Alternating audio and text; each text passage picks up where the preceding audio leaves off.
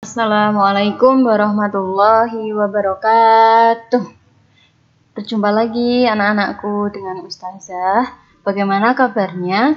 Semoga selalu dalam keadaan sehat walafiat, semangat, dan selalu antusias dalam mengikuti pembelajaran. Nah, kali ini Ustazah akan melanjutkan materi IPS yang kemarin tentang interaksi sosial. Nah, sekarang kita akan melanjutkan bentuk-bentuk interaksi sosial. Sebelumnya ini ada quote yang bagus, jika ada kesempatan sekarang, jangan menunda besok, karena kita hanya hidup sekali di dunia ini. Oke, sebelumnya kita ingat kembali apa itu interaksi. Interaksi sosial adalah hubungan timbal balik antara individu dengan individu, individu dengan kelompok, dan antara kelompok dengan kelompok. Jadi interaksi ini adalah hubungan timbal balik yang mana ada aksi atau ada orang yang berkomunikasi, kemudian ada timbal balik, ada reaksi. Orang yang diajak berbicara itu menerima pesan yang disampaikan sehingga terjadilah sebuah percakapan, sebuah penyampaian pesan, sehingga terjadi interaksi. Nah, bentuk interaksi sosial itu ada dua. Yang pertama, sosial asosiatif atau interaksi sosial yang mengarah pada kesatuan pandangan, pada kesepakatan, pada sesuatu yang bernilai positif. Yang kedua, ada interaksi sosial disosiatif, yang mana bentuk interaksi sosial yang cenderung mengarah pada perpecahan suatu kelompok. Nah, ini bisa disebut sebagai interaksi sosial negatif ya. Dis itu artinya tidak atau konotasinya adalah negatif. Oke, kita bahas interaksi sosial asosiatif.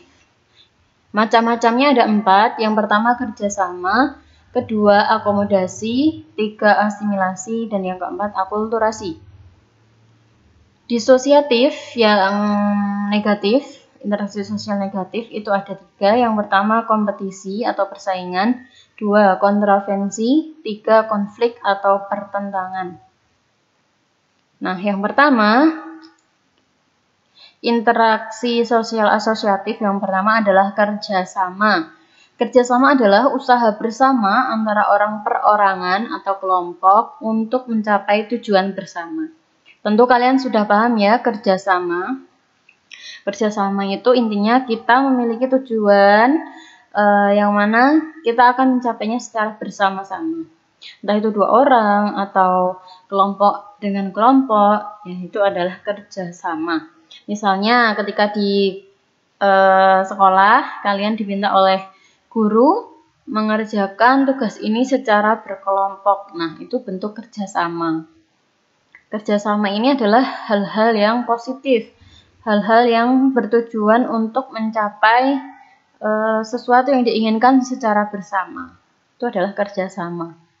Kalau mencontek dan lain-lain itu bukan kerjasama ya. Ingat-ingat anakku. Jadi kerjasama ini konotasinya adalah bagus, bukan sesuatu yang negatif. Contoh lain mungkin ketika di di lingkungan sekitar itu ada contoh kerjasama yang biasa disebut dengan gotong royong. Nah, itu bentuk kerjasama, gotong royong, kerja bakti, seperti itu. Bentuk kerjasama dibagi menjadi 4, yaitu 1. Kerjasama spontan, yaitu kerjasama yang terjadi secara serta-merta atau spontan. Contohnya itu, ketika ada guru yang menyuruh untuk mengerjakan tugas secara berkelompok, nah itu disebut kerjasama spontan. Atau ketika di jalan mungkin ada kecelakaan, nah kita langsung bersama-sama membantu korban kecelakaan, itu kerjasama spontan. Kemudian yang kedua, kerjasama langsung sebagai hasil perintah atasan kepada bawahan atau penguasa terhadap rakyatnya. Kerjasama langsung berarti kerjasama yang dilakukan secara langsung, entah itu dari atasan ke bawahan atau pengusaha penguasa kepada rakyat, atau dari guru kepada murid, dari orang tua kepada anak. Intinya kerjasama yang dilakukan secara langsung. Kemudian kerjasama kontrak dilakukan atas dasar syarat-syarat atau ketetapan tertentu yang disepakati bersama. Kontrak itu berarti ada surat perjanjiannya, atau misalnya kerjasama kontrak itu berapa tahun, biasanya minimal 2 tahun, atau bisa tergantung kesepakatan yang dibuat secara bersama. Kemudian yang terakhir keempat, kerjasama tradisional, yaitu kerjasama sebagian atau unsur-unsur tertentu dari sistem sosial. Contohnya seperti tadi, misalnya kerja bakti, kemudian biasanya kalau di desa itu masih ada musim rewangan, nah itu namanya kerjasama tradisional. Karena ada tetangga yang mempunyai hajat, kita secara secara naluri langsung ikut membantu menyiapkan kebutuhan-kebutuhan yang diperlukan oleh orang yang mempunyai hajat. Misalnya ketika tetangga kita membuat rumah, nah biasanya orang-orang sekitar itu membantu. Kalau yang laki-laki membantu membangun rumah, yang perempuan biasanya membantu masak untuk makan, tenaga-tenaga yang membantu membuat rumah. Contohnya seperti itu kerjasama tradisional. Kita lanjut, yang kedua, akomodasi. Akomodasi adalah proses penyesuaian diri orang per orang atau kelompok-kelompok manusia yang awalnya saling bertentangan. Contohnya, misalnya ada orang yang sedang bertentangan atau berbeda pendapat, nah kemudian masing-masing ini menurunkan egonya untuk bisa mencapai kesepakatan. Akomodasi ini dilakukan sebagai upaya mengatasi ketegangan-ketegangan antara pihak yang bertentangan. Tujuan akomodasi adalah terciptanya keseimbangan interaksi sosial terkait norma dan nilai dalam masyarakat. Misalnya ketika pemilihan kepala desa, misalnya sebelum diatur undang-undang tentang pemilihan umum, dipilih, misalnya ada 2 kubu yang memilih, kemudian terjadi pertentangan pendapat. Nah, akhirnya dipilihlah jalan tengah. Bagaimana caranya supaya pemilihan kepala desa ini berjalan lancar? Akhirnya dipilihlah sistem pemilihan umum dengan cara setiap warga negara memiliki hak untuk menyampaikan pendapatnya. Misalnya yang terbanyak mendapatkan suara, dia yang berhak memimpin. Atau sistem polling ya, polling. Seperti itu. Jadi masing-masing pihak yang memiliki perbedaan pendapat ini saling menyesuaikan diri supaya tercapai keseimbangan agar tidak berlanjut kepada pertentangan atau konflik. Yang jenis-jenis akomodasi itu ada banyak ya. Yang pertama ada coercion atau koersi terjadi melalui pemaksaan kehendak pihak tertentu terhadap pihak lain, terutama terhadap pihak yang lebih lemah. Ini secara paksa ya, jadi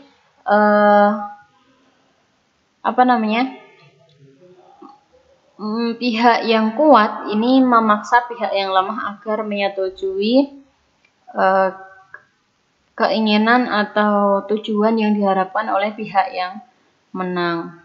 Ini contohnya, misalnya pemaksaan ketika terjadi tabrak lari, kemudian si pelaku ini memaksa kepada korban untuk berdamai saja. Nah, seperti itu namanya koersi. Jenis akomodasi tetapi dengan paksaan. Kemudian jenis yang kedua, kompromi. Terjadi ketika pihak-pihak yang terlibat perselisihan saling mengurangi tuntutan agar tercapai penyelesaian. Semua pihak bersedia memahami keadaan pihak lain.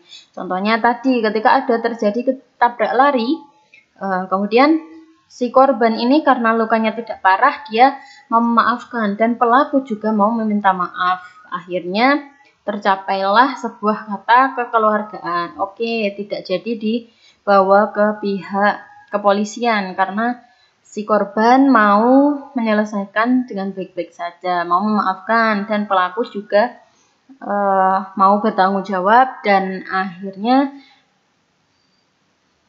penyelesaiannya tercapai. Kemudian yang ketiga, arbitrasi.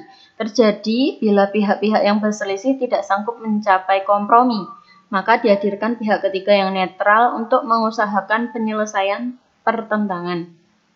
Nah, apabila tidak terjadi kompromi, maka ada pihak ketiga yang netral, artinya tidak mendukung salah satu pihak untuk mengupayakan penyelesaian pertentangan. Yang keempat, mediasi. Mediasi ini hampir sama dengan arbitrasi, namun dalam mediasi, pihak ketiga bertindak sebagai penengah, tidak punya wewenang memberi keputusan penyelesaian perselisihan antara kedua belah pihak. Kalau bedanya mediasi dengan arbitrasi, kalau mediasi ini pihak ketiga hanya sebagai sebagai penengah, tidak memiliki hak untuk memberi keputusan. Kalau arbitrasi ini mengusahakan penyelesaian. Jadi arbitrasi ini harus jelas keputusannya, harus ini misalnya harus pihak tengah yang mempunyai wewenangan untuk memberikan keputusan. Sedangkan mediasi ini pihak ketiga tidak punya wewenang. Jadi mengembalikan lagi keputusannya kepada dua belah pihak yang berselisih. Selanjutnya, konsiliasi adalah bentuk akomodasi untuk mempertemukan keinginan-keinginan dari pihak-pihak yang berselisih demi tercapainya persetujuan bersama.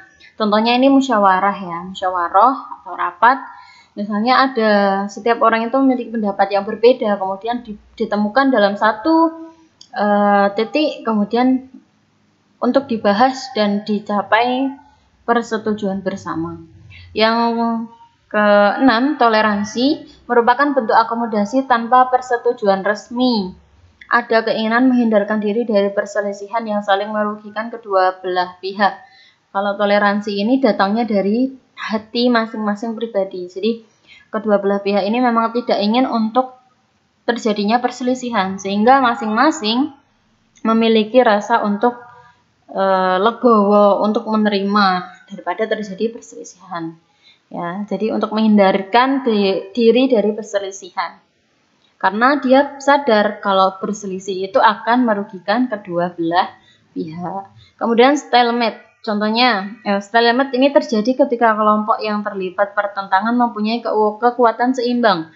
Stalemate ini misalnya tadi korban tabrak lari, terjadi tabrak lari, kemudian pelaku ini tidak mau bertanggung jawab, tapi dia juga punya kekuatan untuk melawan di mata hukum. Kemudian si korban ini juga akhirnya menuntut, dia juga memiliki pengacara untuk melawan pihak pelaku. Contohnya, adjudikasi dipahami sebagai penyelesaian masalah atau sengketa melalui pengadilan atau jalur hukum. Jalur hukum berarti dengan meja hijau, dengan melalui kepolisian dan pengadilan.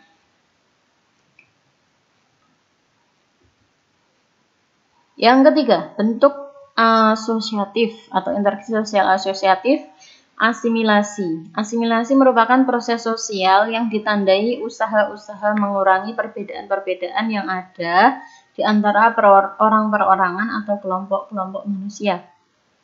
Nah, faktor-faktor yang mempermudah terjadinya asimilasi adalah sikap toleransi terhadap kebudayaan lain, kemudian kesempatan-kesempatan yang seimbang di bidang ekonomi, sikap menghargai orang asing dan kebudayaannya. Nah, asimilasi ini adalah usaha mengurangi perbedaan yang ada di antara orang perorangan. Maksudnya di sini adalah kita, misalnya orang Indonesia, kita juga menerima budaya lain. Kita menerima kebudayaan lain,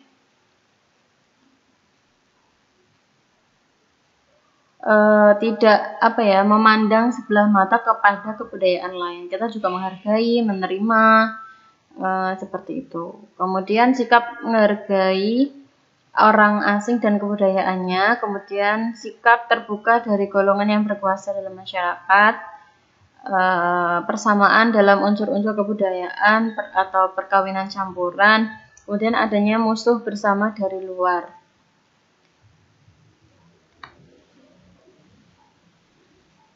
Akulturasi yang keempat. Akulturasi bisa diartikan sebagai proses sosial yang timbul di mana kelompok manusia kebudayaan tertentu berhadapan dengan unsur-unsur dari kebudayaan asing. Unsur-unsur kebudayaan asing itu pelan-pelan diterima tanpa menyebabkan hilangnya kepribadian kebudayaan itu sendiri.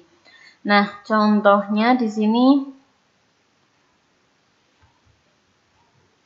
akulturasi itu contohnya kita menerima kebudayaan asing tapi tidak menghilangkan kebudayaan asli kita.